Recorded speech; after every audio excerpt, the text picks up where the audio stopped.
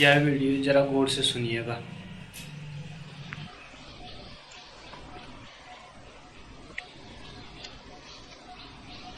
पहला प्रश्न, भगवान श्री दत्ताबाल आपसे बहुत बुरी तरह जल भुन गए। लगता है कि उन्हें पहले से ही आपसे व्यक्तिगत रूप से जलन थी और अब उन्हें विवेकानंद का बहाना मिल गया है। उन्होंने कहा है कि आचार्य रजनीश चरस गांजा भांग खिला पिलाकर लोगों को समाधि दिलाते हैं, जबकि विवेकानंद सिर्फ छूकर ही समाधि दिला देते थे। उन्होंने और भी निम्न बातें आपके संबंध में कही हैं, कृपया प्रकाश डालें। पहली कि आचार्य रजनीश स्वघोषित भगवान है। दूसरा कि आचार्य रजनीश अज्ञानी है। तीसरी कि आचार्य रजनीश का व्यक्तित्व अत्यंत महत्वहीन है। चौथी, आचार्य रजनीश ने हिंदू देवताओं को कामी और भोगी कहकर हिंदू धर्म का अपमान किया है। पांचवी कि आचार्य रजनीश की तुलना विवेकानंद से कभी भी नहीं हो सकती है।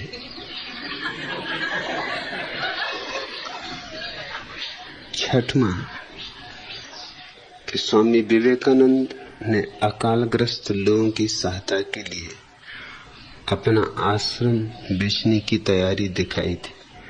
क्या आचार्य रजनीश ऐसा कर सकते हैं? और सातवीं कि श्री रामकृष्ण परमहंस ने कहा था कि अगले जन्म में मैं एक हरिजन की कुटिया की सफाई करूंगा। क्या आचार्य रजनीश भी ऐसा कर सकते हैं? वंदना,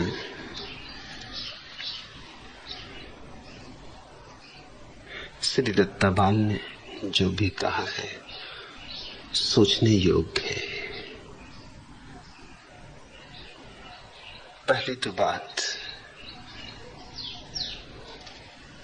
मंगला भारती ने कुछ सूचनाएं श्री दत्ताबाल के संबंध में भेजी हैं, उन्हें ख्याल में लेना। पहली कि 1 साल पहले कोल्हापुर के महालक्ष्मी के मंदिर में श्री दत्ताबाल और उनके साथियों ने नशे में चूर होकर जब प्रवेश किया तब मंदिर के पुजारी ने उन्हें मूर्ति के करीब जाने से मना किया, लेकिन उन्होंने उस पुजारी की मारपीट की और झगड़ा भी किया। बात यहां तक बढ़ गई कि पुलिस आई और इन लोगों को पुलिस हिरासत में बंद किया गया।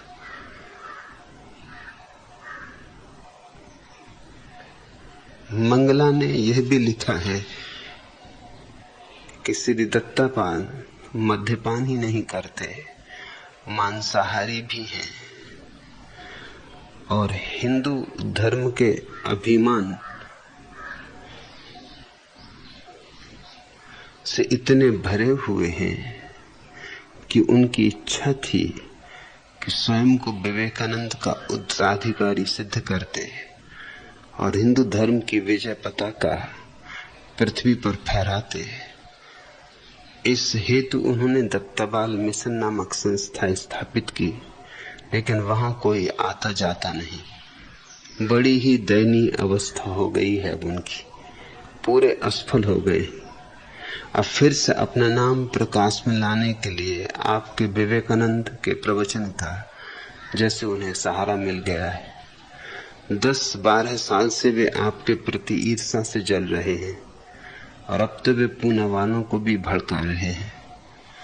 पहलवान होने के कारण वे बुद्धि का जरा भी उपयोग न करते हुए आपके विरोध में बिल्कुल ही बचकानी और मूढ़ता भरी बातें करते हैं। आपकी किसी बात का जवाब सप्रमाण देना उनके लिए असंभव सिद्ध हुआ है, इसलिए अब अपनी असलियत पर उतर आए। मंगला भारती ने यह भी लिखा है कि भगवान उन्हीं के बारे में एक घटना याद आ रही है। 10 या 12 साल पहले दत्तापाल के प्रवचन पूना में हुए थे।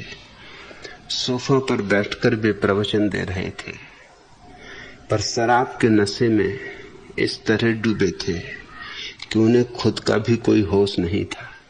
दृश्य बड़ा ही देखने जैसा था।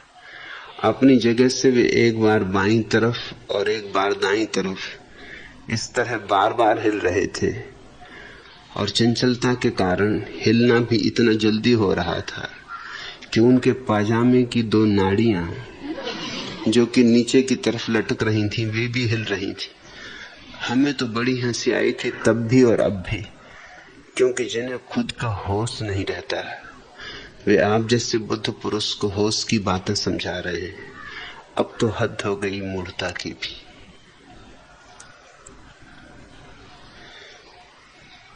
मनुष्य अक्सर दूसरों में वही देख लेता है जो भीतर छुपाया होता है। मैंने किससे गांजा, चरस और भांग पीने को कहा है? जरूर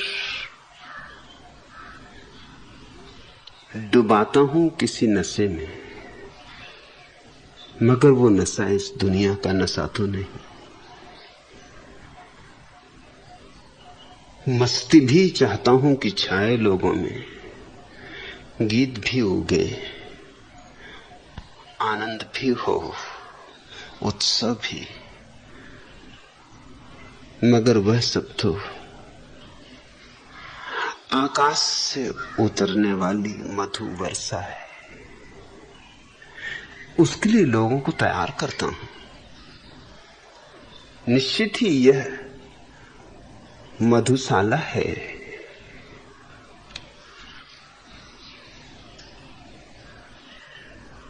लेकिन मधुशाला उसी अर्थों में जिस अर्थ में बुद्ध का संघ मधुशाला थी, कृष्ण का सत्संग मधुशाला थी। यहां रिंद ही इकट्ठे,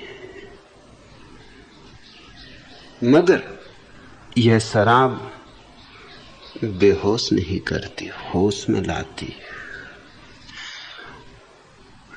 आए हैं समझाने लोग, हैं कितने दीवाने लोग। आए हैं समझाने लोग, हैं कितने दीवाने लोग। दैरो हरम में चैन जो मिलता, क्यों जाते मैखाने लोग। दैरो हरम में चैन जो मिलता, क्यों जाते मैखाने लोग। जान के सब कुछ भी न जाने, जान के सब कुछ भी न जाने, हैं कितने अनजाने लोग। वक्त पे काम नहीं आते ये जाने पहचाने लोग। वक्त पे काम नहीं आते ये जाने पहचाने लोग। अब जब मुझको होश नहीं है, आए हैं समझाने लोग।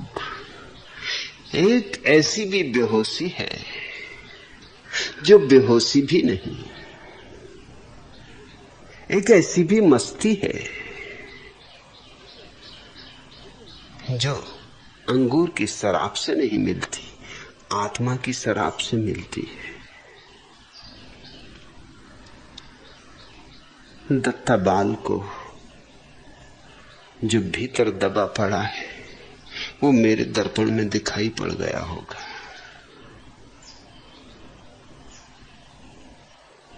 और तूने पूछा है वंदना कि प्रतीत होता है वे आपसे व्यक्तिगत रूप से जले भुने थे। स्वभावतः जिनको किसी भी धर्म की मतांधता है और जिन्हें ये भ्रांति है कि वे हिंदू धर्म की पताका सारे जगत में फहराना चाहते हैं, उन्हें मुझसे अड़चन तो हो ही जाएगी। और फिर इतने दीवानों की यहां जमात, दुनिया के कोने कोने से आने वाले खोजियों का ये जमघट, ये मेला, न मालूम कितने लोगों की छातियों पर सांप लौट गए। विवेकानंद से क्या लेना देना है उन्हें?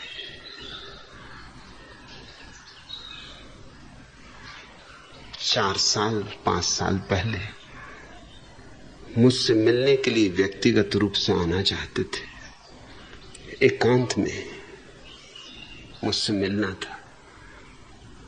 मैंने खबर भेजी कि मैं तो एकांत में किसी से मिलता नहीं, जैसे सबसे मिलता हूं वैसे आपसे मिल सकता हूं, जरूर आ जाएं, मगर विशिष्टता चाहिए, एकांत। उससे उन्हें बड़ी चोट लगी, बहुत भुनभुना गए। तब से उनको अड़चन है। कौन रोता है किसी और की खातिर ए दोस्त? कौन रोता है किसी और की खातिर ए दोस्त? सबको अपनी ही किसी बात पे रोना आया। किसको पड़ी है विवेकानंद से? कौन रोता है किसी और की खातिर ए दोस्त? सबको अपनी ही किसी बात पे रोना आया। मगर आदमी रोता भी है तो उसके लिए भी आवरण खोजता है, मुखौटे खोजता है, बहाने खोजता है। क्या मिलिए ऐसे लोगों से जिनकी फितरत छिपी रहे, नकली चेहरा सामने आए, असली सूरत छिपी रहे, खुद से भी जो खुद को छिपाए। क्या उनसे पहचान करें, क्या उनके दामन से लिपटे, क्या उनका अरमान करें, जिनकी आधी नीयत उभरे, आधी छिपी रहे। मुखौटों से भरे हुए लोग, लेकिन धर्म के नाम से यही चलता रहा है, चल रहा है।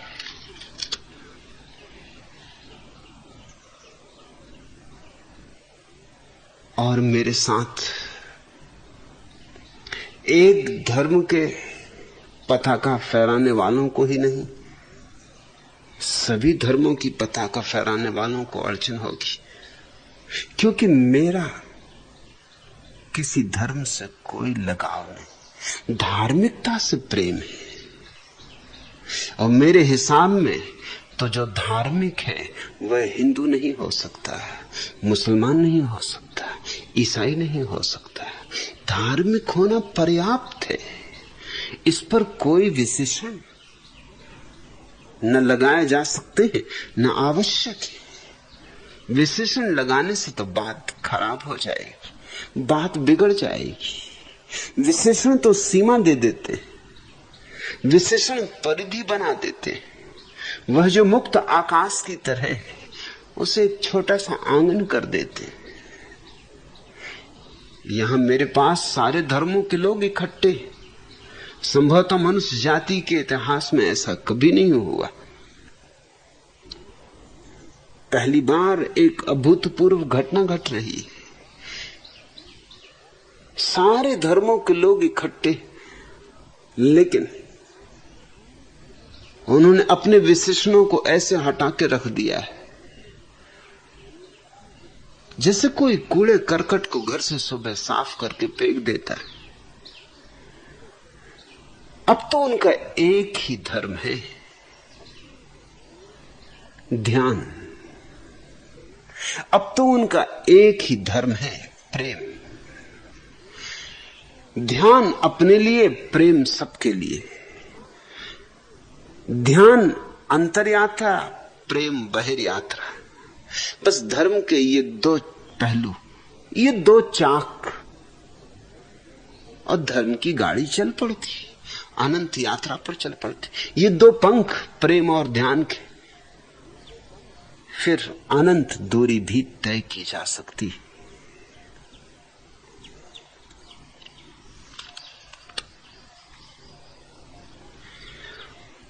जितनी बातें तूने लिखी हैं उनमें से एक एक बात का विचार कर लेना उपयोगी है।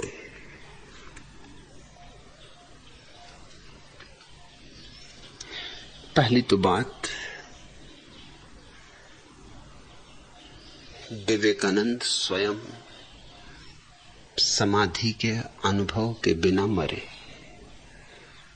उनकी खुद की डायरी सबूत है। मरने के 3 दिन पहले भी उन्होंने अपनी डायरी में लिखा कि मैं अभी तक वह पा नहीं सका जो पाना था। अभी तक वह प्रकाश घटित नहीं हुआ है। रामकृष्ण की बातों को वे दोहराते रहे और ढंग से दोहराते रहे। पंडित थे, प्रगाढ़ पंडित थे, मेधावी थे, प्रतिभाशाली थे,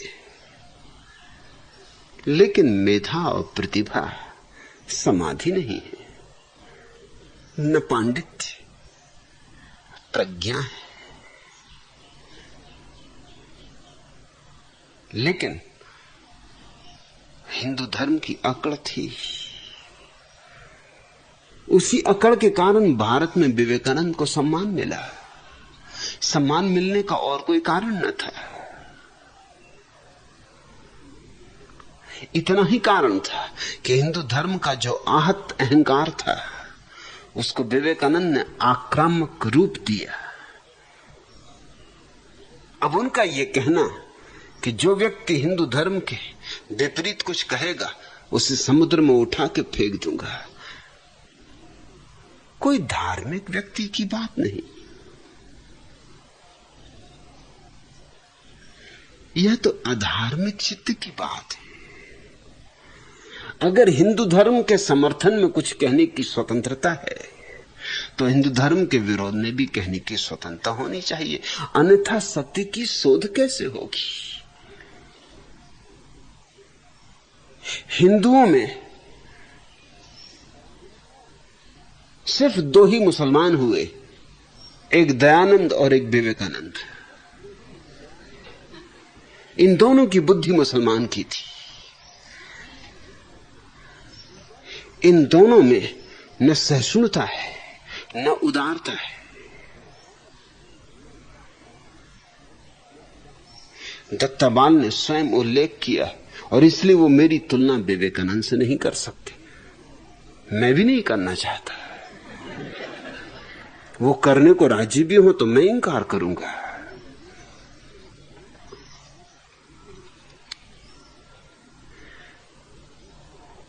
दत्ताबाल ने लिखा है कि कहां विवेकानंद, जिन्होंने कहा कि जो हिंदू धर्म का विरोध करेगा उसको समुद्र में उठा के फेंक दूंगा, और कहां आचार्य रजनीश, नर्म गद्दों पर सोने वाले। मैं दोनों में कुछ संबंध नहीं देख पाया। और नर्म गद्दे पर सोने में ऐसा कौन सा अधर्म है? हां, किसी को समुद्र में फेंकना जरूर अधर्म की बात है। और स्वयं भगवान विष्णु क्षीर सागर में विश्राम कर रहे, और नरम गद्दा कहां से खोजोगे? अब मेरे पास बहुत लोग थे, योग्य लोग थे, लेकिन मैंने कहा कि लक्ष्मी तू ही संभाल ले सचिव का पद। उसने कहा क्यों? मैंने कहा कि तू लक्ष्मी, मुझे तो क्षीर सागर में विश्राम करना। ऐसे तो मेरे पास बहुत योग्य लोग थे। लक्ष्मी को बेचारी को कुछ पता ही क्या था इस दुनिया के काम धंधे का। लेकिन मैंने कहा यही ठीक रहेगा, इससे पुरानी कथा भी फिर जी उठेगी। ये तो पुराना ढंग है। क्षीर सागर में विश्राम करने में तो कोई अड़चन नहीं, लेकिन किसी को क्षीर सागर में उठा के फेंक देने की बात तो सुनी नहीं। नहीं, तुलना मेरी उनके साथ हो ही नहीं सकती। दत्ताबाल ने उल्लेख किया और इस तरह की बहुत कहानियों का हिंदुओं के मन पर खूब असर पड़ा कि विवेकानंद प्रथम श्रेणी में यात्रा कर रहे हैं। दो अंग्रेज उनके दोनों तरफ बैठे। एक अंग्रेज कहता है कि मेरे बगल में एक सूअर का बच्चा बैठा हुआ है। दूसरा अंग्रेज कहता है कि मेरे बगल में भी एक गधा बैठा हुआ है। और विवेकानंद कहते हैं कि मैं दोनों के बीच में बैठा हुआ हूं। हिंदुओं को ये बात बहुत जची, मगर मैं पूछता हूं कि गधे के बीच और सूअर के बच्चे के बीच विवेकानंद बैठ के क्या उपनिषद साध रहे थे? अरे उठ के खड़े हो जाना था। ऐसे सत्संग में बैठना चाहिए क्या? मगर हिंदू अहंकार को सुख मिला। और सवाल ये उठता है, मैं अगर प्रथम श्रेणी में चलूं तो चल सकता हूं, मुझे चलना ही चाहिए, क्योंकि मैं वही कहता हूं जो करता हूं और वही करता हूं जो कहता हूं। ऐश्वर्य विरोधी नहीं। और विवेकानंद तो अपना आश्रम बेचने को तैयार थे। अकालग्रस्त दीन दरिद्रों की सेवा में प्रथम श्रेणी में यात्रा करके क्या कर रहे थे? इनको तो तृतीय श्रेणी में चलना चाहिए। ये तो पाखंड हो गया। मैं तो प्रथम श्रेणी में चल सकता हूं, कोई इसको पाखंड नहीं कह सकता। मैं तो तृतीय श्रेणी में चलूं तो पाखंड हो जाए, क्योंकि मेरे सिद्धांत के विपरीत, कहता कुछ करता कुछ। मैं तो वही करता हूं जो कहता हूं। विवेकानंद प्रथम श्रेणी में क्या कर रहे थे? और अगर ये दोनों आदमी मूढ़ थे तो विवेकानंद ने कुछ ज्यादा बुद्धिमत्ता जाहिर नहीं की, उन मूढ़ों के साथ खुद भी मूढ़ता ही प्रकट की। और जब देख लिया एक तरफ गधा बैठा है, एक तरफ सूअर का बच्चा बैठा, तो उठ के खड़े हो जाना था कि भाई ऐसे सत्संग में मैं कहां तक बैठूं। मगर नहीं, हिंदू अहंकार को इस तरह की कहानियों से खूब रस मिला। दत्ताबाल कहते हैं कि विवेकानंद ने पहल की थी कि मैं अकालग्रस्त लोगों के लिए अपने आश्रम को बेचने को तैयार हूं। पूछता मैं ये हूं कि बेचा?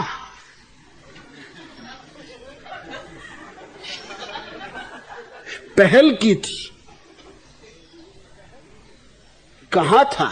सवाल है बेचा? क्या कहने से अकाल मिट गया था? और फिर सवाल यह है कि विवेकानंद का रहा होगा आश्रम। अपनी चीज हो तो बेच सकते हो। मुझसे पूछ रहे हैं कि क्या मैं भी यही कर सकता हूं? मेरा तो कोई आश्रम है नहीं, मैं तो यहां मेहमान हूं। न तो इस आश्रम में मैं ट्रस्टी हूं, न इस आश्रम के किसी पद पर हूं।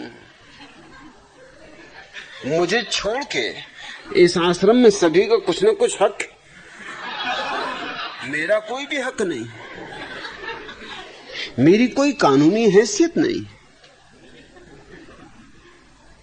मुझे अगर इस आश्रम के ट्रस्टी फली भाई, लक्ष्मी, लहरू कहें कि अब आप जाइए, तो मैं संत से कहूंगा कि संत चलो। संत को तो मुझे ले जाना पड़ेगा, क्योंकि 2 तंदूर की रोटी बना देगा, छोले की सब्जी, लस्सी का गिलास,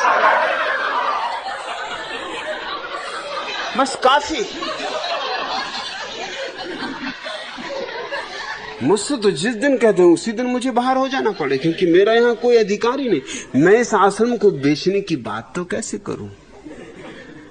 अपना हो तो कोई बेच सकता है, मेरा तो यहां कुछ भी नहीं है।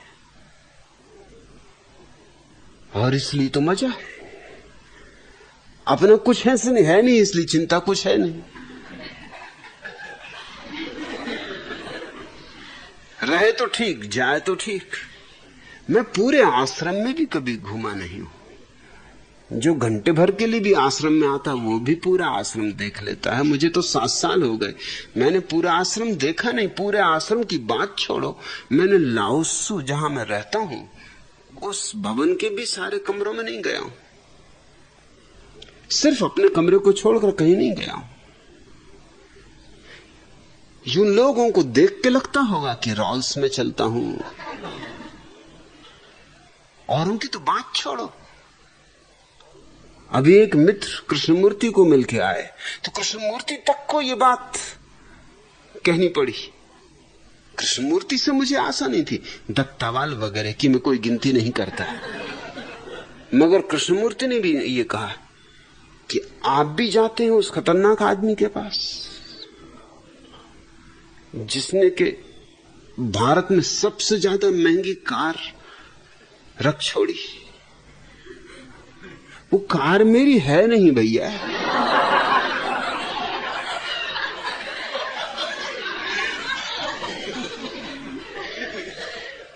कार में बैठ गए तो तुम्हारी हो गई क्या? अब आज छोटा सिद्धार्थ मेरे साथ बैठ के आ गए तो कुछ सिद्धार्थ की हो गई। कार शीला की है, मैं तो सिर्फ मेहमान हूं। और ये तो सिर्फ भारत में सबसे कीमती कार है। अभी शीला गई है अमेरिका कि दुनिया में सबसे ज्यादा कीमती कार ले आए। अब मैं क्या करूं?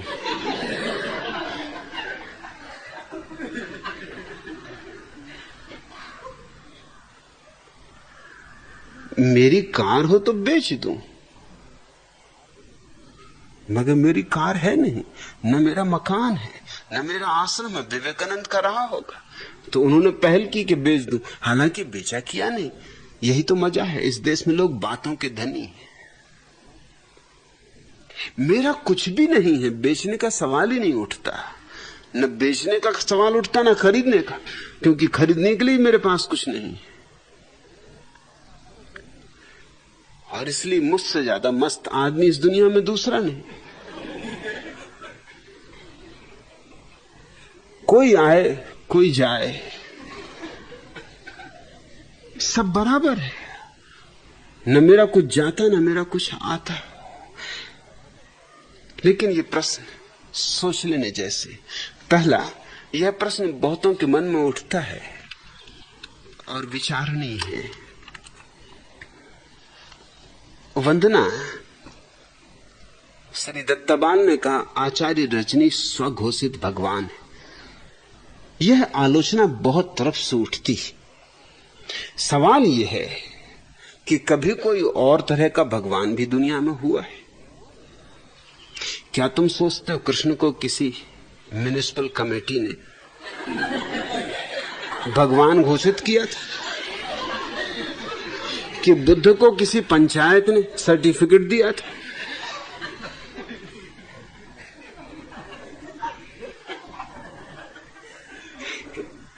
क्या जीसस को यहूदी धर्मगुरुओं ने प्रमाणित किया था?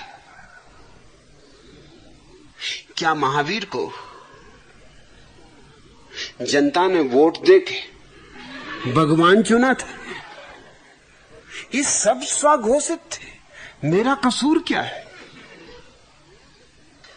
इसके सिवा कोई उपाय ही नहीं। स्वघोषणा के सिवा और कोई उपाय नहीं। भगवान होने की घोषणा तो स्वानुभव है।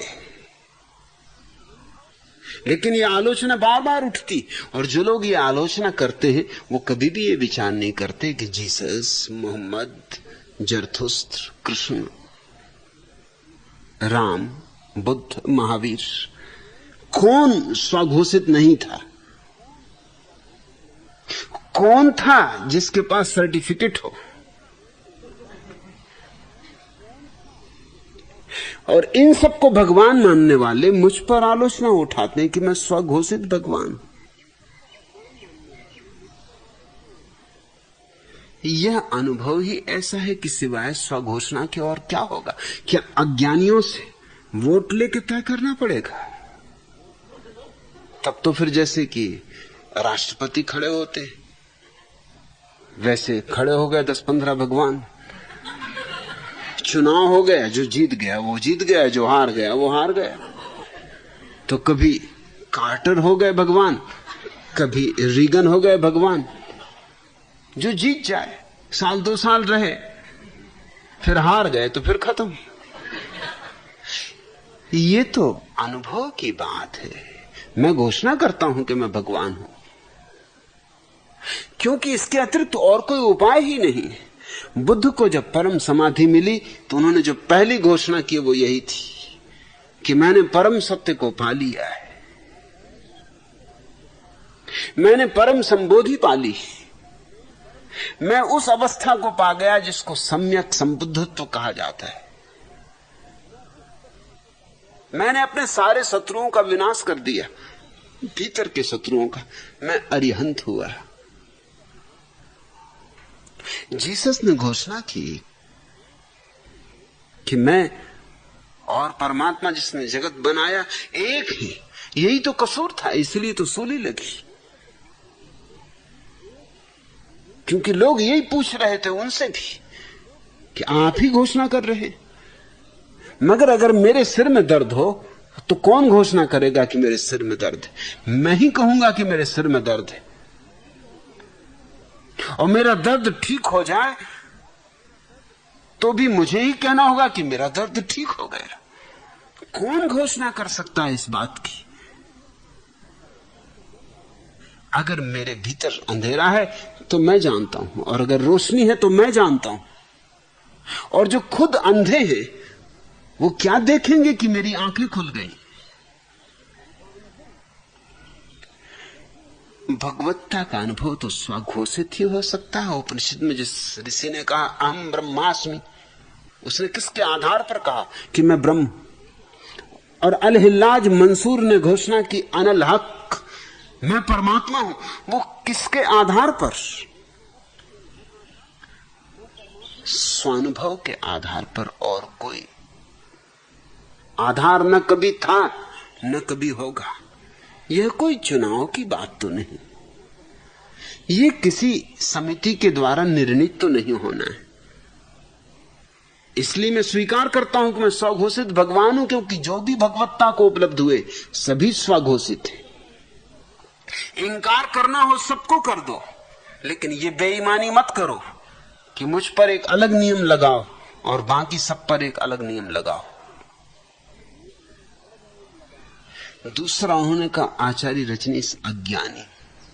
यह बात सच, इसे मैं स्वीकार करता हूं। मैं अज्ञानी हूं क्योंकि मैं तो उपनिषद के सूत्र को मानता हूं कि ज्ञानी महा अंधकार में भटक जाते। सुकरात ने तो कम से कम इतना कहा कि मैं इतना ही जानता हूं कि मैं कुछ भी नहीं जानता। मगर इतना तो कहा कि मैं इतना ही जानता हूं। मैं मानता हूं कि इतनी ही कमी रह गई। मैं तुमसे कहता हूं मैं इतना भी नहीं जानता कि मैं कुछ भी नहीं जानता हूं। परम अज्ञानी हूं, महाअज्ञानी। छोटा मोटा काम ही मैं नहीं करता। जब काम ही करना हो तो बड़ा अज्ञान भी क्या, महाअज्ञान। मुझे कुछ भी नहीं मालूम। कबीरदास ने तो कहा कि मसी कागज छुओ नहीं।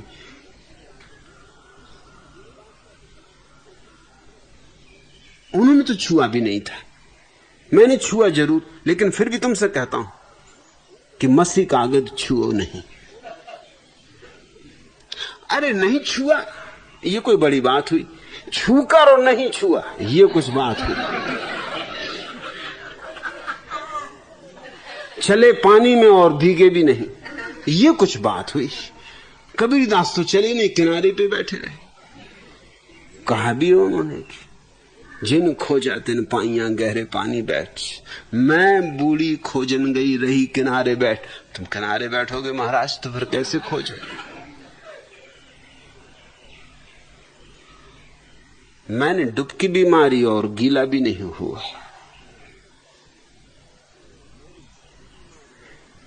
तो कहता हूं कि मसी कागज छुओ नहीं, बिल्कुल अज्ञानी। मगर परमात्मा को जानने में अज्ञान बाधा ही कब रहा? बाधा खड़ी होती ज्ञान से। कबीर कहते लिखा लिखी की है नहीं, देखा देखी बात। लिखा लिखी की नहीं है, इसलिए ज्ञान क्या करेगा?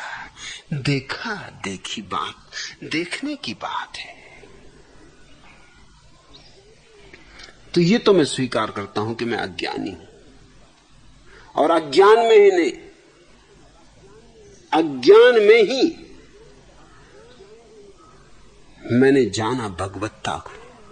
अज्ञान का अर्थ है मैंने सारे ज्ञान को इंकार कर दिया, सारे ज्ञान को झाड़ के अलग कर दिया। और जब सारे ज्ञान से छुटकारा हो गया तो जो शेष बच रहता है वही भगवत्ता है, वही दिव्यता है। उन्होंने कहा कि आचार्य रजनीश का व्यक्तित्व अत्यंत महत्वहीन। यह भी सच है। पहली तो बात, मेरा कोई व्यक्तित्व ही नहीं। व्यक्तित्व तो झूठी चीज है। वो तो जिनके पास आत्मा नहीं है उनको ओढ़ना पड़ता है व्यक्तित्व। जिनके पास आत्मा है उनको व्यक्तित्व की जरूरत क्या? और महत्वहीन ये भी सच है। महत्ता की आकांक्षा ही दीन लोगों को होती है। पश्चिम के बहुत बड़े मनोवैज्ञानिक एडलर ने कहा है, महत्वाकांक्षी वे ही लोग होते हैं जो हीन ग्रंथि से पीड़ित होते हैं। ये दुनिया में पता का फहराने की आकांक्षा हीनता की ग्रंथि है। झंडा ऊंचा रहे हमारा, ये बचकानी बुद्धि के लक्षण है। फिर झंडा किस बात का है इससे कुछ फर्क नहीं पड़ता, बस ऊंचा रहना चाहिए, क्योंकि भीतर का गड्ढा दिखाई पड़ता है। डंडे को ऊंचा करके बुलाने की चेष्टा चलती।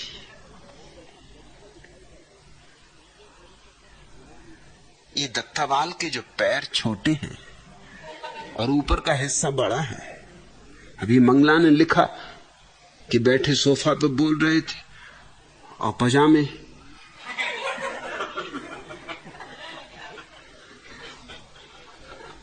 का नाड़ा लटका और डोल रहा था। वो पजामा था मंगला, पजामे की उनको जरूरत है। अरे जरा लंबा जांघिया रहा होगा।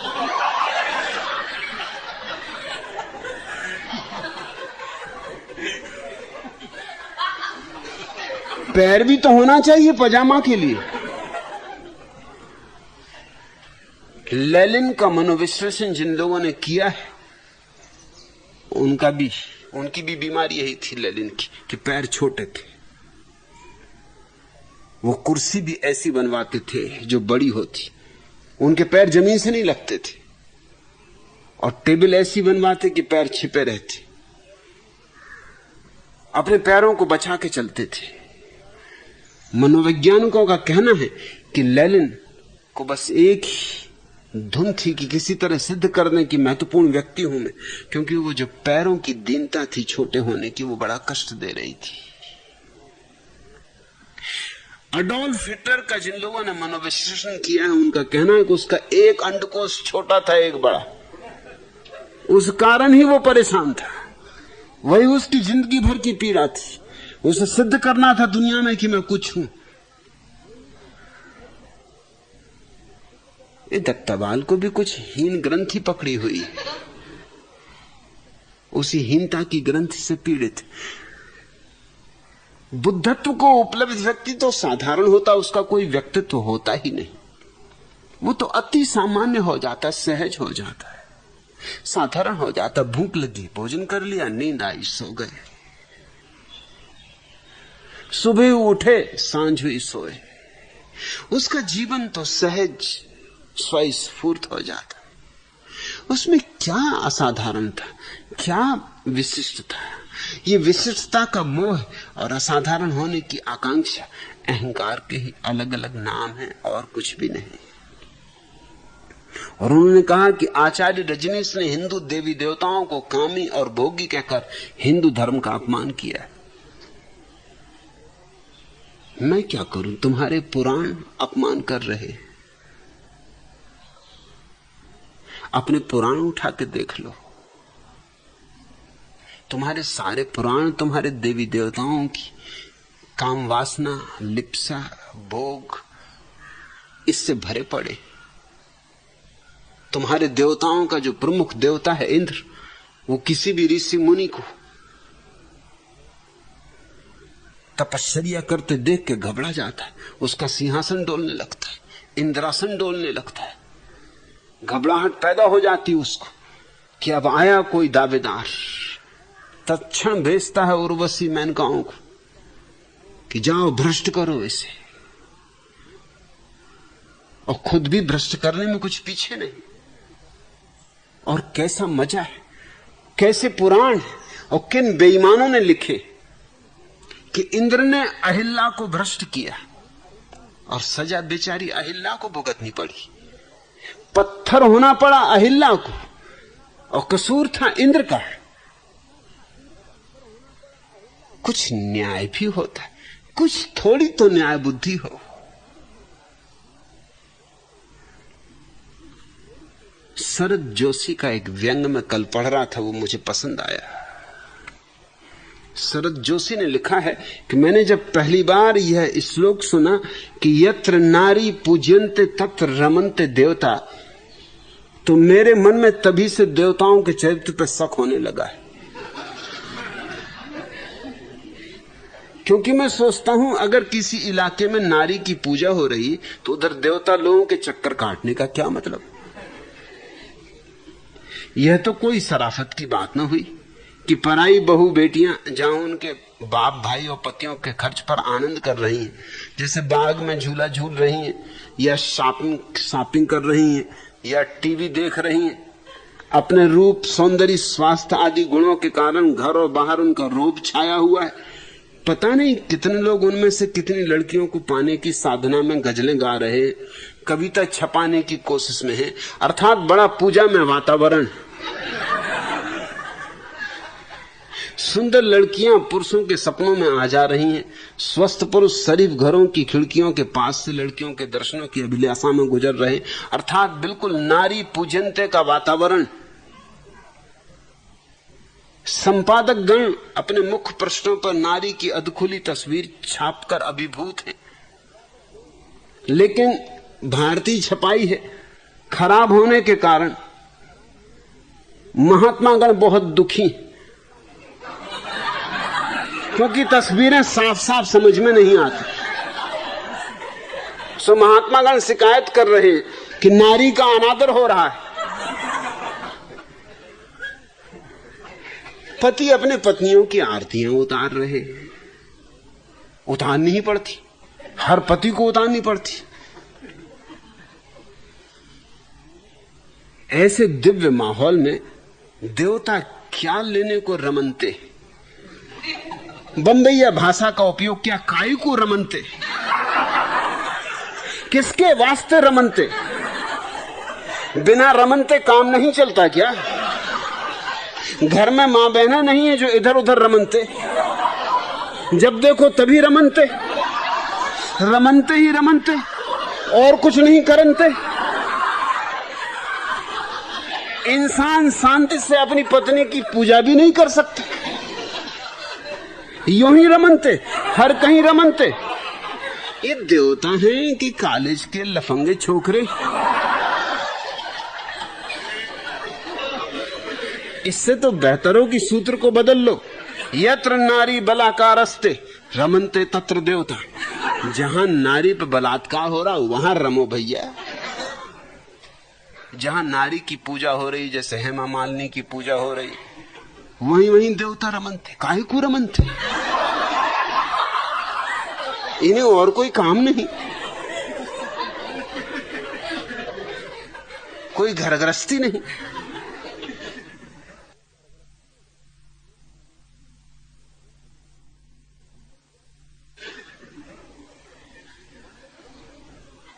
बंबई में ही रमनते, तभी तो काहे को रमनते, रमनते ही रमनते। मैं क्या करूं, तुम्हारे पुराणों में सारी कथा ये है, मेरा कोई कसूर नहीं। मैंने तुम्हारे पुराण नहीं लिखे, ऐसी भूल मैं कभी करूंगा भी नहीं, ऐसा कचरा मैं कभी लिखूंगा भी नहीं। अगर तुम्हें अपने पुराणों के कारण हिंदू धर्म का अपमान होता दिखाई पड़ता है, पुराणों को होली में चढ़ा दो।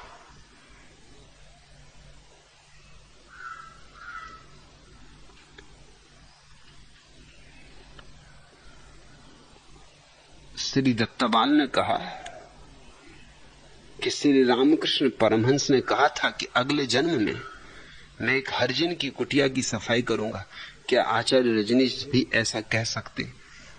मुझे पता नहीं कि श्री रामकृष्ण ने ऐसा कहा था या नहीं, लेकिन दत्ताबाल कहते तो मान लेता हूं कि कहा होगा, जरूर कहा होगा। अब सवाल यह है, क्या इस जन्म में रामकृष्ण को कोई हरिजन नहीं मिल रहा था जो अगले जन्म में? हरिजनों की कोई कमी, कोई हरिजनों की कुटियाओं की कमी?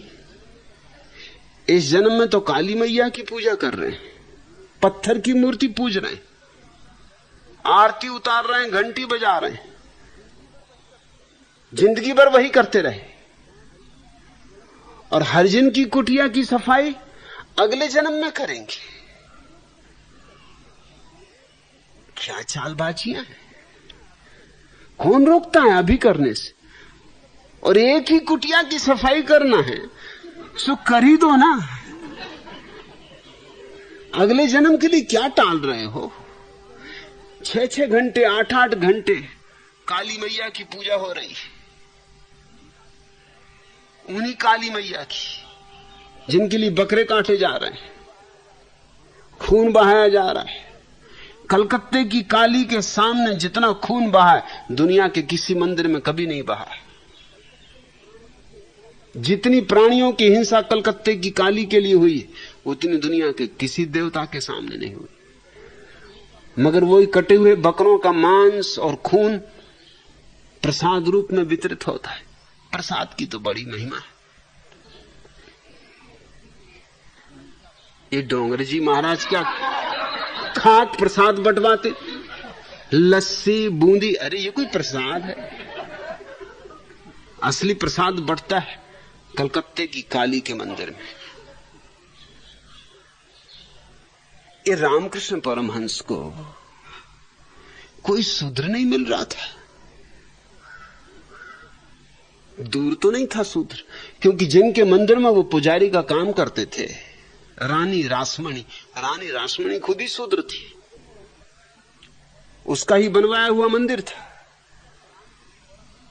रामकृष्ण परमहंस 14 रुपए महीने की नौकरी पर वहीं तो पुजारी का काम करते थे। शूद्रों की कोई कमी थी? सच तो यह है कि विवेकानंद खुद ही शूद्र, कायस्थों की गिनती और कहां करोगे?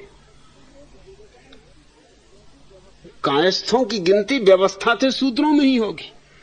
असल में कायस्थ शब्द ही शूद्र का पर्यायवाची, काया में स्थित। आत्मस्थ हो तो ब्राह्मण और कायस्थ हो तो शूद्र, और क्या चाहिए? सीधा साफ हिसाब है। रामकृष्ण परमहंस अगले जन्म में सफाई करेंगे। बड़ी गजब की बात कही। जिंदगी भर ये पत्थर की मूर्ति पूजते रहे तो यही कर लेना थी, एक आध कुटिया साफ कर लेते, इसके लिए अगले जन्म का क्यों उपद्रव लेना? और वो मुझसे पूछते हैं क्या आचार्य रजनीश ऐसा कर सकते? पहली तो बात, मैं अपनी कुटिया की सफाई नहीं करता, किसी ब्राह्मण की कुटिया की सफाई नहीं की तो हरिजन की कुटिया की सफाई क्या खाक करूंगा? अरे अपनी अपनी कुटिया की सफाई करो।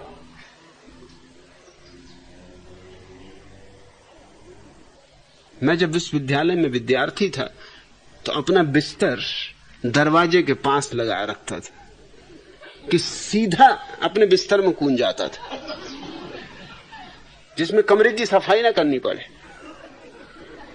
कौन झंझट करे? अरे रोज सफाई करो, फिर कचरा इकट्ठा, फिर सफाई करो, फिर कचरा इकट्ठा। इधर भीतर की सफाई से फुर्सत नहीं है, बाहर की सफाई में कौन पड़े? और क्या फायदा, क्या मिला जाने वाला? कचरा थोड़ा कम हुआ कि ज्यादा, कमरा ही है। और कोई अपना है? अरे आज यहां कल वहां, हॉस्टल ही तो ठहरा, सराय घर है। तो मैं तो दरवाजे पर, बिल्कुल दरवाजे पर अपने बिस्तर को लगा के रखता था कि सीधा दरवाजे से कूद जाना बिस्तर में, बिस्तर से कूद जाना बाहर, न देखना भीतर, न झंझट में पड़ना। मगर मेरे प्रोफेसरों को दया आती, मेरे आसपास के विद्यार्थियों को दया आती, मेरे साथ 2 लड़कियां पढ़ती थी, उनको दया आती। वो मुझसे कहती कि हमें आज्ञा दो कि आप कहाँ के दिन कमरा साफ कर दिया करें, सप्ताह में कम से कम 1 दिन। मतलब क्यों नाहक परेशान करना, तुम साफ करोगी तो फिर धूल जम जाएगी, और मैं वहां जाते ही नहीं उस स्थान में जहां धूल जमी। फायदा क्या साफ करने का, मगर फिर भी कोई ना कोई आके साफ करता। तुम्हारी मर्जी, तुम्हें सेवा करके अगर मोक्ष पाना पाओ, हम तो अपने बिस्तर पर मोक्ष में हैं। और अगले जन्म की तो बड़ा मुश्किल, अगला जन्म मेरा होना नहीं, रामकृष्ण का होना होगा तो वो करें अगले जन्म। मेरा तो ये आखिरी जन्म है दत्ता बाल।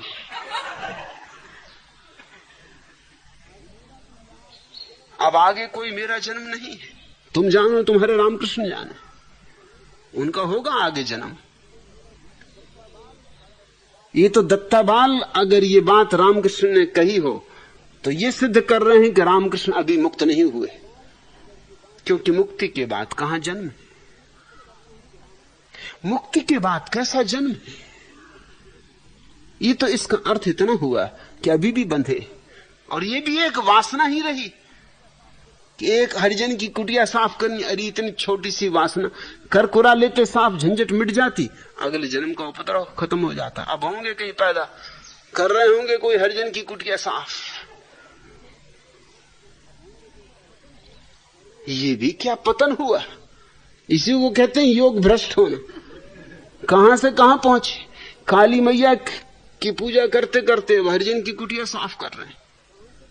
मेरा तो कोई अगला जन्म नहीं, मेरा तो काम पूरा हो चुका है, अब मुझे लौटना नहीं। इसलिए कैसे वायदा करूं दत्ताबाल कि अगले जन्म में आकर हरिजन की कुटिया साफ करूंगा। और दूसरी बात यह है कि मैं तो ब्राह्मण और शूद्र का भेद मानता नहीं। जो मानते हो भेद वो इन चिंताओं में पड़े। मेरे लिए तो हरिजन शब्द का उपयोग करना शूद्र के लिए गलत है। हरिजन तो वो जो हरि को जाने। क्या पागलपन है, बिना ब्रह्म को जाने ब्राह्मण बने बैठे हैं लोग, और बिना हरि को जाने हरिजन बने बैठे हैं लोग। ब्रह्म को जाने सो ब्राह्मण, हरि को जाने सो हरिजन। एक ही मतलब हुआ दोनों बातों का, चाहे हरि का हो चाहे ब्रह्म का हो। मेरे लिए तो ये सारे लोग ही जब तक ब्रह्म को नहीं जान लिए तब तक हरिजन नहीं है, ब्राह्मण नहीं है, शूद्र ही है। और इन्हीं की कुटियाएं तो साफ करने में लगा हूं, लेकिन कुटियाएं मेरे लिए भीतर, बाहर नहीं। बाहर की कुटिया मैं क्या साफ करूं, असली सफाई में लगा हूं। भीतर तुम्हारी आत्मा का स्नान हो जाए, उसको ही मैं ध्यान कहता हूं। भीतर तुम स्वच्छ हो जाओ, उसी को मैं स्वास्थ्य कहता हूं।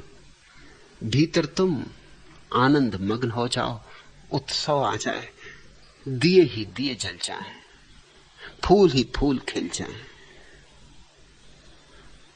तो तुमने जाना, तुमने जिया, तुमने पहचाना।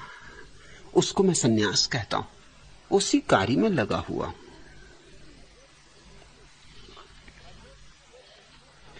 अजब जुनूने मुसाफत में घर से निकला था, खबर नहीं है कि सूरज किधर से निकला था।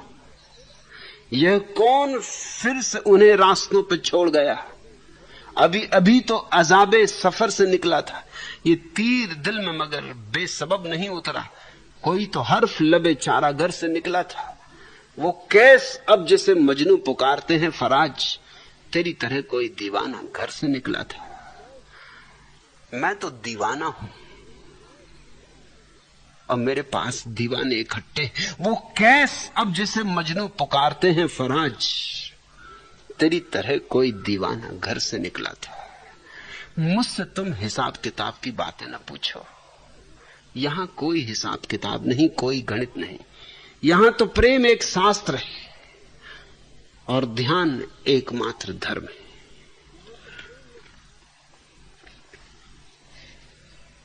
दूसरा प्रश्न,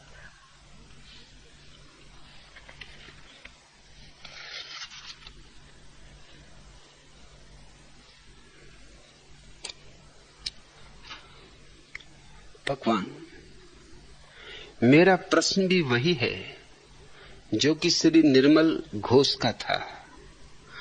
आदेश दें कि मैं क्या करूं कि इस देश की दीनहीनता, भूखमरी, पाखंड, काहिलता और षड्यंत्र मिट जाए। दयानंद।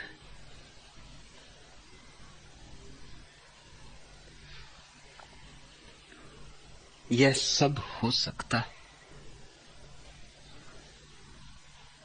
लेकिन हजार हजार बाधाएं, और बाधाएं गलत लोगों की तरफ से नहीं। बाधाएं उन लोगों की तरफ से हैं जिन्हें तुम भला समझते हो, साधु समझते हो, संत समझते हो, महात्मा समझते हो। बाधाएं उनकी तरफ से हैं जो तुम्हारे पंडित हैं, तुम्हारे पुरोहित हैं, तुम्हारे इमाम हैं, तुम्हारे पादरी। बाधाएं उनकी तरफ से हैं जो तुम्हारे नीति के निर्धारक हैं, तुम्हारे नेता हैं। इसलिए बड़ी कठिन बात है, क्योंकि उन्होंने ही तो तुम्हारे मन को रचा है, उन्होंने ही तुम्हारे अंतःकरण पर छाप छोड़ी है। वे बाहर भी खड़े हैं, उनके हाथ में बाहर भी बंदूक है, और वे तुम्हारे भीतर भी अंतःकरण बन के खड़े। उन्होंने तुम्हें दोनों तरफ से कसा है, बाहर से जंजीरें पहनाई, भीतर से जंजीरें पहनाई। मगर फिर भी क्रांति घट सकती, घटनी चाहिए। समय आ गया कि घटे। फेंक दो अपनी पुरानी कल्पनाओं के कफन, फेंक दो अपनी पुरानी कल्पनाओं के कफन। हे कवि, ग्रहण से पहले नया सूरज उगाना है। हे कवि, ग्रहण से पहले नया सूरज उगाना है तुम्हें। अब हो चुका है प्यार काफी, दीप से भी, शलभ से भी, तारिकाओं से, गगन से, चांद से, चंचल कमल से, विरह डूबी प्रिया का अब राजरथ आए न आए। कली की अभ्यर्थना, सहकार को भाए न भाए, जीर्ण चित्रों से बुने उपचार, उपमान मैले अब सहेजो। अश्रु डूबी यक्षपाती मेघमाला में न भेजो। लो नए परिधान, नूतन स्वर, नए त्योहार लाओ। लो नया चश्मा, नया आलोक देखो, अब नया संधान, नूतन लक्ष्य देखो। फेंक दो अपनी पुरानी कल्पनाओं के कफन। हे कवि, ग्रहण से पहले नया सूरज उगाना है तुम्हें। अब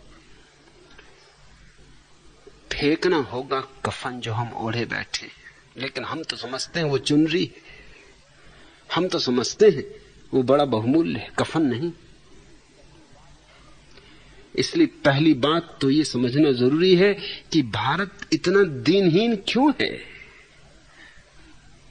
क्या कारण है, किसका हाथ है, कौन से दुर्भाग्य ने इसे ग्रसा, इसकी छाती पर कौन से चट्टान रखे कि दबा जा रहा, मरा जा रहा। किसने बनाया इसे भूखा, पाखंडी, काहिल? किसने इसके जीवन में सड़ान भर दी? पहले तो मूल कारण खोजने पड़े दयानंद, और मूल कारण बड़े गहरे, सदियों पुराने। जब तक इस देश में कर्मवाद की गलत व्याख्या प्रचलित रहेगी, दीनता हीनता मिट नहीं सकती, क्योंकि तुमने दीनता हीनता को सांत्वना, कि बड़े सुंदर वस्त्रों में ढांक रखा है। सदियों से तुमने ये समझाया लोगों को कि तुम गरीब हो इसलिए कि तुमने पिछले जन्म में पाप किए थे, तुम अमीर हो इसलिए कि तुमने पिछले जन्म में पुण्य किए थे। चाहे शास्त्र हिंदुओं के हों, चाहे जैनों के, चाहे बौद्धों के, इस बात पर राजी। तीनों धर्मों के शास्त्र इस बात पर राजी कि महावीर राजा के घर में पैदा हुए, हजारों हाथी, हजारों घोड़े, रथ। क्यों? क्योंकि पिछले जन्म में उन्होंने बहुत पुण्य कर्म किए थे। बुद्ध राजा के घर में पैदा हुए, पिछले जन्मों के पुण्यों का फल। कृष्ण, राम, सब राजाओं के बेटे। एक तीर्थंकर गरीब घर में पैदा न हुआ, एक अवतार गरीब घर में पैदा न हुआ, एक बुद्ध गरीब घर में पैदा न हुआ। हो कैसे सकता है? गरीब हो तो उसका मतलब ही साफ है कि अतीत में तुमने बहुत दुष्कर्म किए, पाप कर्म किए। बुद्धत्व को पाओगे कैसे? तीर्थंकर होगे कैसे? ये बात भयंकर है। ये जहर है जिसने भारत की आत्मा को नष्ट किया, सड़ान से भर दिया। मेरे हिसाब में कर्म का सिद्धांत गलत नहीं है, मगर उस सिद्धांत की जो व्याख्या की गई वो गलत है। मेरे हिसाब में कर्म का सिद्धांत तो वैज्ञानिक है। आग में हाथ डालोगे तो हाथ जलेगा, लेकिन अभी, अगले जन्म में नहीं। ये अगले जन्म की बात बेईमानी से भरी हुई। हाथ अभी डालोगे और जलेगा अगले जन्म में। किसी की गर्दन अभी काटोगे और कटेगी अगले जन्म में। कर्म और उसका फल संयुक्त है। जैसे हर सिक्के के दो पहलू, ऐसे कर्म और फल एक ही सिक्के के दो पहलू हैं। इधर कर्म, इधर फल। यहां देर नहीं है। तुमने कहावत सुनी है कि परमात्मा के घर में देर है, अंधेर नहीं। वो कहावत बेईमानों ने गढ़ी होगी। मैं तुमसे कहता हूं, ना देर है ना अंधेर है। प्रकृति के नियम में, परमात्मा के नियम में कैसी देर और कैसी अंधेर। अगर देर हो गई तो वही तो अंधेर है, और फिर अगर थोड़ी देर हुई तो ज्यादा हो सकती। फिर देर को लंबाया जा सकता है, फिर फाइल पड़ी रहे जन्मों जन्मों तक। फिर पूजा तुम पत्री करते ही रहो, सत्यनारायण की कथा करवाते रहो, यज्ञ हवन करवाते रहो, फाइल पड़ी रहेगी। अंधेर फिर तो होता चला जाएगा। नहीं, देर ही नहीं। तुम जब क्रोध करते हो तब क्रोध के साथ ही तुम्हारे भीतर जो जहर फैलता है, जो आग जलती है, वो उसका फल है, अगले जन्म में नहीं। बात यही है। नगद, मेरे लिए धर्म नगद है, और तुम्हें समझा गया कि धर्म उधार है। तुम अगर अभी प्रेम करोगे तो अभी तुम्हारे जीवन का फूल खिलेगा। तुम अगर अभी बांसुरी बजाओगे तो अभी बांसुरी बजेगी, अभी गीत जागेगा। तुम अभी गाली दोगे तो अभी गाली खाओगे। अभी प्रेम बांटोगे तो अभी प्रेम पाओगे। मैं चाहता हूं कि कर्म का सिद्धांत इस वैज्ञानिक व्यवस्था को समझ ले। हम जो करते हैं वो अभी हमें मिल जाता है, इसी क्षण। कल की कोई बात नहीं। लेकिन कल की बात क्यों ईजाद करनी पड़ी? कल की बात पंडित पुरोहितों ने इसलिए ईजाद की कि वो समझाने में असमर्थ हुए बहुत सी बातें। जैसे कि बेईमानों को उन्होंने देखा धन कमा रहे हैं, और ईमानदारों को देखा कि भूखों मर रहे हैं। बस उनको मुश्किल खड़ी हुई, अब क्या करें? अब कैसे इस बात को लीपापोती करें? क्योंकि बेईमान छाती पे चढ़े बैठे, दादागिरी कर रहे हैं, और ईमानदार सड़ रहे हैं, उनकी छाती पे ही यही दादा चढ़े बैठे। तो किस तरह समझाएं? एक ही उपाय था कि पिछले जन्म पे बात को टाल दें कि ये जो तुम्हारी छाती पे चढ़े बैठे हैं, इनके पास धन है, पद है, प्रतिष्ठा है, ये इस जन्म की बुराइयों के कारण नहीं है, ये पिछले जन्म की भलाइयों के कारण। इस जन्म की बुराइयों का फल तो ये अगले जन्म में भोगेंगे। और तुम जो छाती कुचली जा रही तुम्हारी, ये तुम्हारा इस जन्म की ईमानदारी का परिणाम नहीं है, पिछले जन्मों में की गई बेईमानियों का फल है। इसका पुण्य फल तो तुम्हें अगले जन्म में मिलेगा। इससे तरकीब मिल गई, इससे इस समाज की व्यवस्था को जैसी है वैसा का वैसा बनाए रखने के लिए तर्क का सहारा मिल गया। ये पूंजीपतियों की ईजाद है, ये न्यस्त स्वार्थों की ईजाद है। इस देश से दीनता मिट सकती है, कोई कारण नहीं। अगर अमेरिका से मिट सकती तो भारत से क्यों नहीं मिट सकती? भारत की भूमि कोई कम उर्वरा नहीं, भारत के पास सब है, लेकिन सिर्फ भारत की बुद्धि को विकृत कर दिया गया, विक्षिप्त कर दिया गया। इस विक्षिप्तता से हम छूट जाएं तो आज दीनताहीनता बदल सकती है। तो पहला तो काम यह करो दयानंद कि कर्म के सिद्धांत का जो गलत रूपांतरण तुम्हारे प्राणों में समाविष्ट हो गया उसे निकाल फेंको। भाग्यवाद बैठ गया है सिर पर कि हम क्या कर सकते हैं, विधाता ने लिख दिया है। विधाता ने कुछ भी नहीं लिखा है। तुम जब आते हो कोरे कागज की तरह आते हो,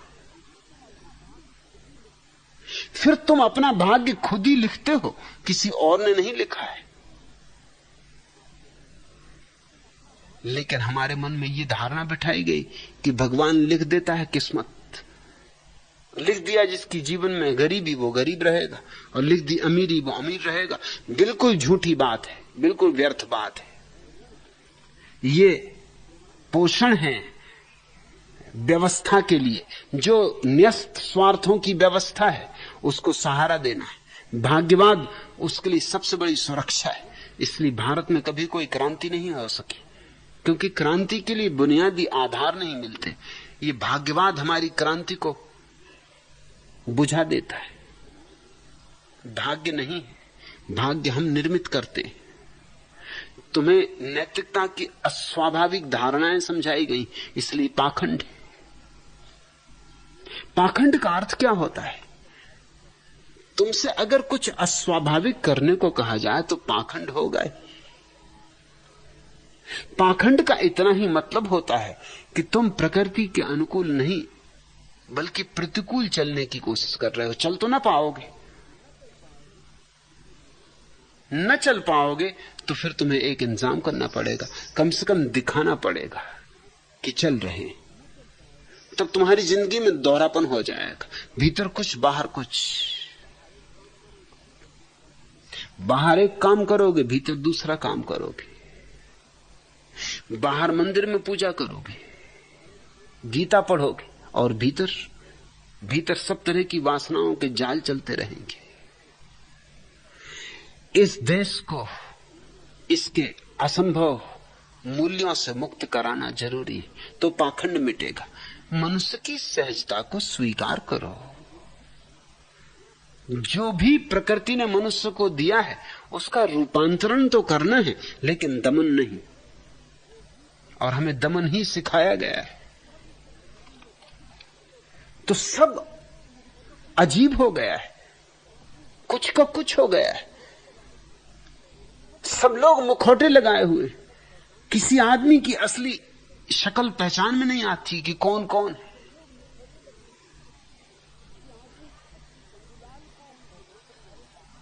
चंदूलाल को उनके मित्र ने लताड़ा। कहा, रे चंदूलाल, शर्म नहीं आती बुढ़ापे में?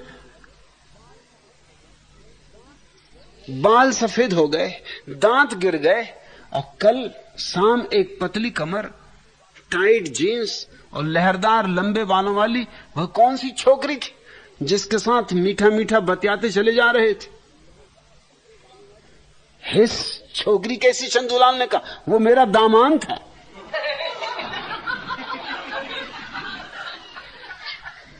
मित्र बड़ा हैरान हुआ। उसने कहा, रे माफ करना भाई, चंदूलाल भूल हो गई। और दूसरा छींटदार बुस्सट वाला लड़का वो कौन था? अरे वह मेरी कुन्नी थी, मेरी बेटी। यहां सब गड़बड़ हो गया है। यहां कुछ पता नहीं चलता कि कौन कौन है, कौन कुन्नी है, कौन दामाद है, कौन आदमी है, कौन औरत है, कुछ साफ नहीं। यहां साधु असाधुओं में मिल जाए तो मिल जाए, साधुओं में नहीं मिलते। साधुओं में तो पाखंडियों का जाल है, सब तरह के बेईमान, सब तरह के चोर, सब तरह के नैतिक रूप से भ्रष्ट लोग।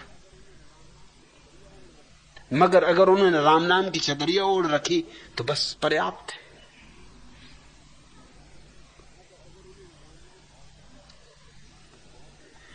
और जब ये झूठी बातें बहुत प्रचलित की जाएंगी तो आदमी तो विज्ञापनों से जीता है। आदमी का मन तो विज्ञापनों से भरा होता है। अब रोज रोज पढ़ोगे कि लक्स टॉयलेट साबुन से सौंदर्य उपलब्ध हो जाता है, तो सुंदर कौन नहीं होना चाहता। और जो देखो अभिनेत्री वही कह रही लक्स टॉयलेट साबुन।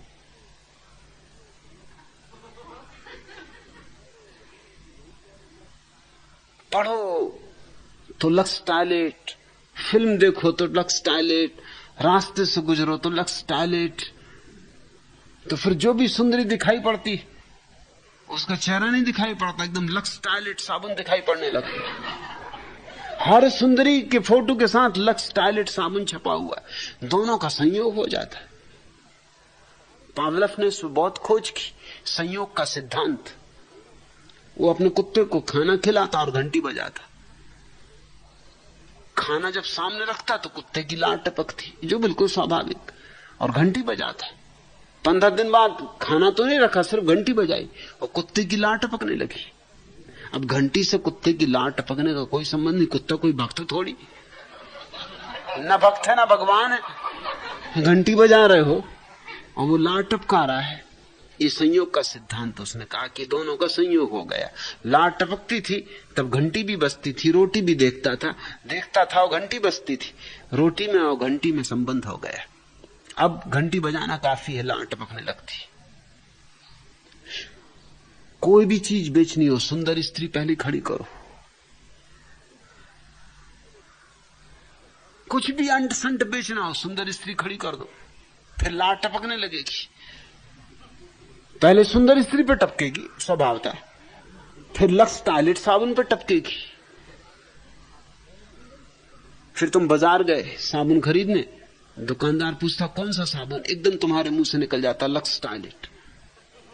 फिर तुम नहीं सोचते कि क्यों, तुम यही सोचते हो कि बहुत सोच विचार करके कह रहे हैं लक्स टॉयलेट साबुन, मगर वो विज्ञापन काम कर रहे हैं, उन्होंने संयोग करवा दिया। पहले जब पहली दफा बिजली के विज्ञापन बने तो वो ठहरे रहते थे अक्षर, लक्स टॉयलेट लिखा रहता था। फिर मनोवैज्ञानिकों ने कहा इससे भी ज्यादा कारगर ये होगा कि इनको बुझाओ जलाओ, बुझाओ जलाओ, और प्रयोग किया, पाया कि वो ठीक, वो ज्यादा काम करता है। क्योंकि अगर लक्स टॉयलेट साबुन बिजली के थिर अक्षरों में लिखा रहे और तुम वहां से गुजरो तो एक दफा पढ़ोगे बस। अगर वो जले फिर बुझे, फिर जले फिर बुझे, तो जितनी बार जलेगा बुझेगा उतनी बार तुमको पढ़ना पड़ेगा। तुम कोई बुद्ध थोड़ी हो कि 4 फीट ही नीचे देख के चलोगे, कि अपने को देखने नहीं ऊपर क्या हो रहा, होने दो, बिकने दो लक्स टॉयलेट साबुन। नहीं, नीचे कौन देखता है, अरे सबकी आंखें ऊपर टिकी हुई हैं। वो जितनी बार जलेगा बुझेगा उतनी बार लक्स टॉयलेट साबुन, लक्स टॉयलेट साबुन। वो उतर रहा है भीतर, बूंद बूंद भीतर जा रहा है, धीरे धीरे तुम्हारी आत्मा में लक्स टॉयलेट साबुन भर गया।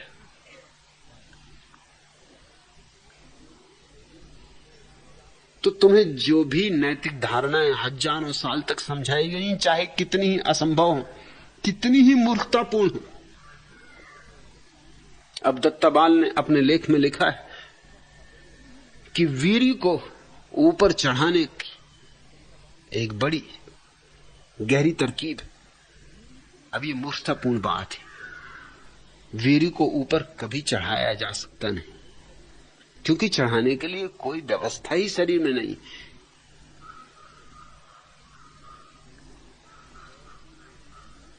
कोई न तो नाड़ी है, न कोई स्नायुओं का जाल है। वीर को ऊपर चढ़ाया ही नहीं जा सकता, चाहे तुम कितने शीर्षासन करो, लाख करो शीर्षासन। अरे टोटी ही नहीं है भीतर की वीर ऊपर चढ़ जाए। टोटी भी तो होनी चाहिए, भीतर जाल भी तो होना चाहिए। D.H. लॉरेंस ने लिखा है कि वो अपने कुछ मित्रों को लेके पेरिस की प्रदर्शनी दिखाने ले गया था। वो मित्र थे खानाबदोस, अरब के।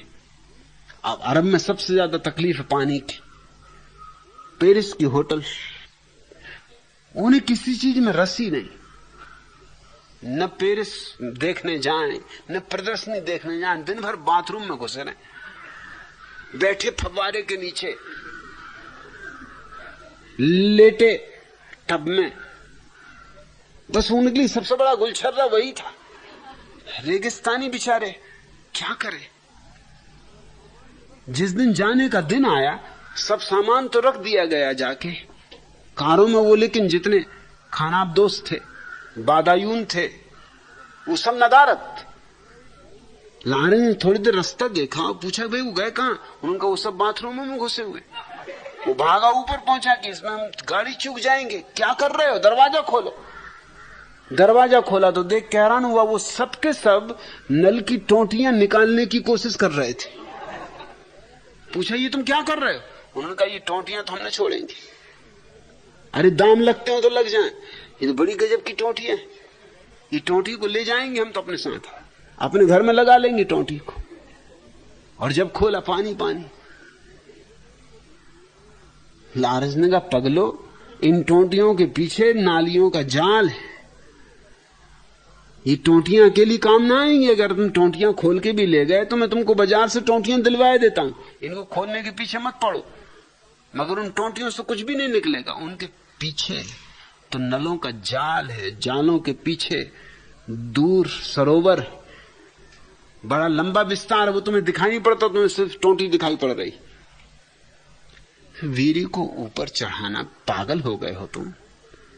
किसी शरीर शास्त्री से तो पूछो, हमारे अजित सरस्वती से पूछो, वो तो गायनोकोलॉजिस्ट है, वो तुम्हें बता सकेंगे कि वीर कैसे ऊपर चढ़ सकता है। दत्ताबाल वीर को ऊपर चढ़ाने की बातें बता रहे हैं लोगों को, मगर ये सदियों से सुनी गई बातें हैं तो लोगों को भरोसा आता है।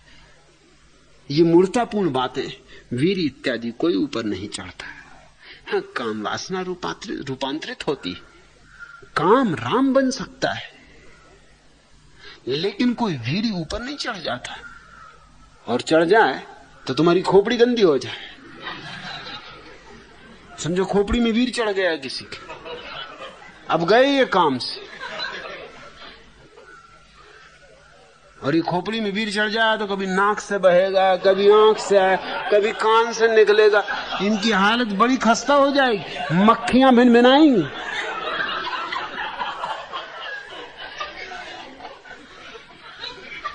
देवता तो दूर, भूत प्रेत भी इनके आसपास न रमेंगे। जो देखेगा वही भागेगा दूर, सड़ जाएगा ये आदमी। मगर व्यर्थ की और मूर्खतापूर्ण बातें अगर बहुत दिन तक प्रचारित की जाएं तो पकड़ जाती, और प्रचार करने वालों को तो कोई संकोच लगता ही नहीं। एक अंग्रेज यात्रा पर आया हुआ था, उसने देखा हिमालय में बड़ी चर्चा है एक साधु की कि वो 700 साल उसकी उम्र है, भीड़ लगी हुई थी। उसने देखा ज्यादा ज्यादा 70 साल हो सकता था, ज्यादा से ज्यादा 700 साल, हद हो गई। और वो जड़ी बूटी बेच रहा था कि जो भी ये जड़ी बूटी लेगा वो भी 700 साल का हो जाएगा। ये जड़ी बूटी गारंटी है 700 साल तो जिंदा रखेगी कम से कम, ज्यादा कोई भला जिंदा रह जाए, मैं सबूत हूं। उसने कहा कुछ पता लगाना चाहिए। भारतीय तो खरीद रहे थे, क्योंकि भारतीयों को पता वगैरह लगाने का तो हिसाब ही नहीं होता। श्रद्धा करना इनका नियम है। अब जब कह रहा है तो वृद्ध आदमी ठीक ही कह रहा होगा, खरीद रहे थे जड़ी बूटी। अंग्रेज था, वो इतनी जल्दी श्रद्धा नहीं कर सका। उसने देखा कि एक छोकरा उसकी जड़ी बूटी बेचने में सहायता कर रहा, तौल रहा, इत्यादि पैसा इकट्ठे कर रहा। उसने उस छोकरे को अलग बुलाया और 5 रुपए का नोट दिया। कहा भैया तू एक बात बता, तेरे गुरु की सच में कितनी उम्र है? उसने कहा भाई मैं नहीं कह सकता, मेरी तो कुल उम्र 300 साल है। 300 साल से उनके साथ हूं, अब उनकी कितनी उम्र है वो जाने। वो छोकरा तो कोई 12-13 साल का था। अंग्रेज ने तो अपना सिर ठोंक लिया। उसने कहा हद हो गई, ये छोकरा भी बदमाश है। 300 साल से कह रहा है इनके गुरु के साथ हूं, मैं क्या कह सकता हूं? 700 साल कहते तो होंगे, जरूर होंगे। वो 5 रुपए भी गए, ये छोकरा भी बदमाश। क्या आप दावे के साथ कह सकते हैं कि इस दवा के रगड़ने से सिर पर बाल उगाएंगे? चंदूलाल ने दवा फरोश से पूछा। दावा कैसा हुजूर? पिछले हफ्ते एक साहब ने इस्तेमाल की, कल शाम मियां बीवी में जुती पंजार हुई। मोहल्ले वालों ने सिर के बाल पकड़कर दोनों को जुदा किया और सोचते ही रह गए कि कौन सा सर मियां का था और कौन सा बीवी का। 7 दिन में।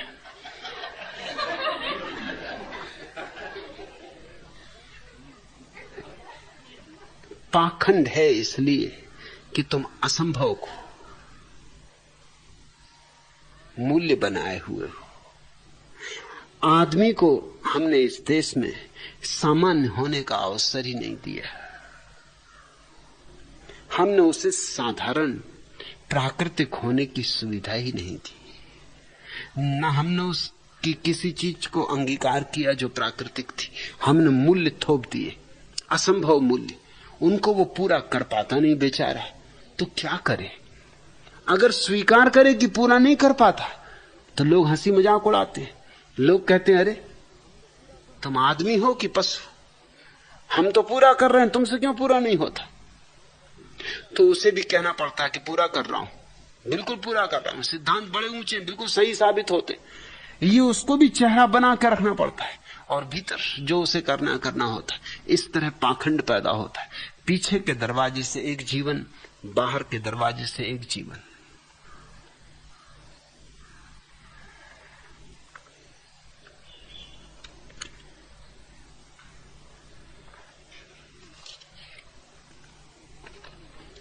सरदार विचित्र सिंह अमृतसर के माई सेवा बाजार में अपने बालों के लिए कंघा खरीद रहे थे। दुकानदार ने एक जैसे दिखने वाले 2 कंधों का दाम 25 पैसे और 50 पैसे बताया। विचित्र सिंह ने पूछा कि दूसरे कंघे के 50 पैसे क्यों? दुकानदार ने कंघे का ऊपरी भाग दिखाते हुए कहा कि ये देखो, यहां छोटी कृपाण भी फिट की गई। विचित्र सिंह ने खुश होते हुए कहा यार तू 1 रुपया ले ले, मगर मैनू वह कंधा दे दो ਜਿਹਦੇ ਵਿੱਚ कच्छा भी फिट हो गया।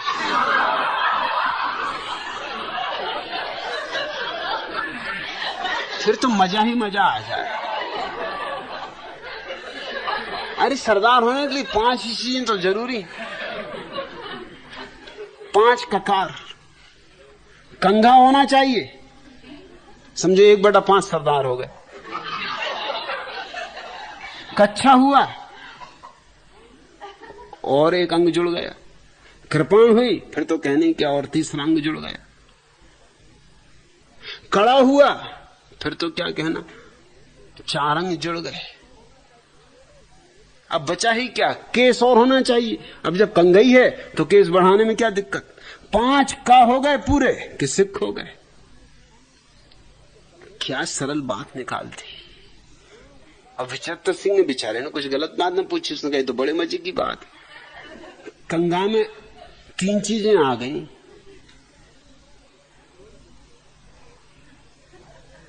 अब 2 ही बची। अरे 2-4 केस और लपेट लिए तो चौथी भी हो गई। और कंघई में एक कड़ा और पहना दिया, फिर कहने ही क्या, कंघा रही जेब में कि सब चीजें पूरी हो गई, सरदारी पूरी हो गई।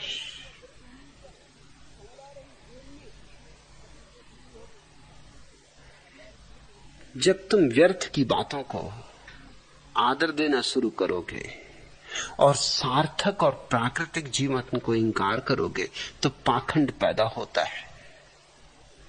अब तुम पूछते हो दयानंद पाखंड कैसे जाए? आज जा सकता, अभी जा सकता है, मगर उसके साथ तुम्हें हिम्मत करनी होगी। तुम्हें स्वीकार करना पड़ेगा जीवन की सहजता को।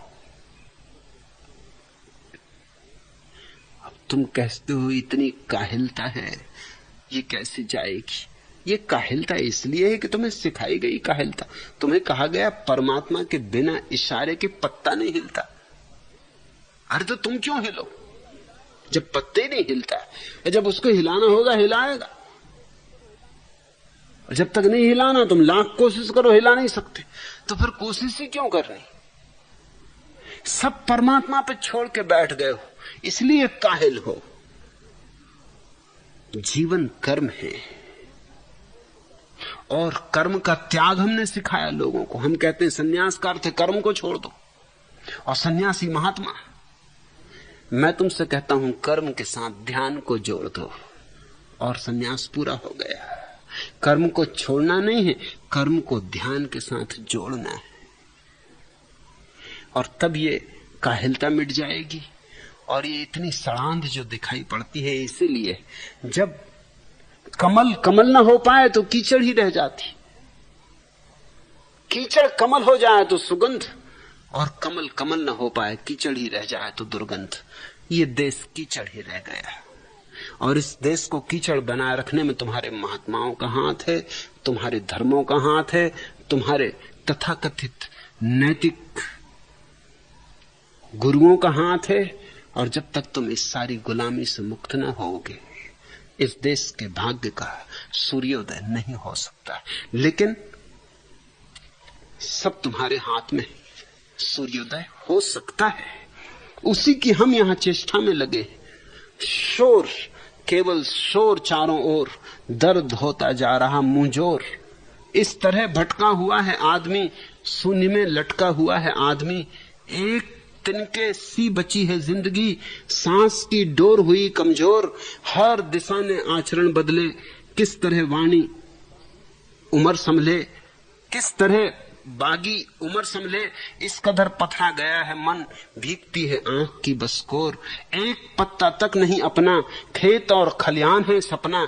एक दिन आकर रहेगी रोशनी, आज कोहरे में ढकी है भोर। आज तो जरूर रात है लेकिन सुबह हो सकती है। आज इतना। अगर यह वीडियो आपको अच्छी लग रही हो तो वीडियो को लाइक और चैनल को सब्सक्राइब करें।